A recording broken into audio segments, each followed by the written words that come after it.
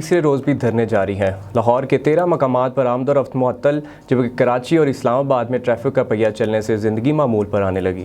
لاہور میں تیسرے روز بھی احتجاج سے معاملات زندگی شدید متاثر، کئی مقامات پر دھرنوں سے شہریوں کی مشکلات کم نہ ہو سکی۔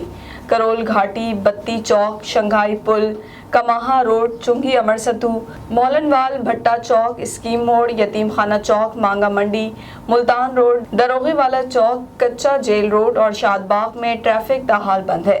شہر میں سپلائی پہنچانے والی گڈز ٹرانسپورٹ کے بروقت نہ پہنچنے سے اشیاء کے بحران کا خدشہ جنم لے رہا ہے۔ کراچی میں صورتحال بہتر ہو گئی۔ Orangi town, Shahrah Faisal, star gate, Korangi, Baldia Hub, river road پر مظاہرین نے دھرنا ختم کر دیا۔ 2 روز سے جاری احتجاج ختم ہونے سے ٹریفک کا پہیہ چل پڑا، لوگوں نے سکھ کا سانس لیا ہے۔ راولپنڈی اور اسلام آباد میں بھی ٹریفک رواں دواں ہو چکی ہے۔ لیاقت باغ، مری روڈ، رواد G T road, Chakri road, Mandra road کو ٹریفک کے لیے مکمل بحال کر دیا گیا ہے۔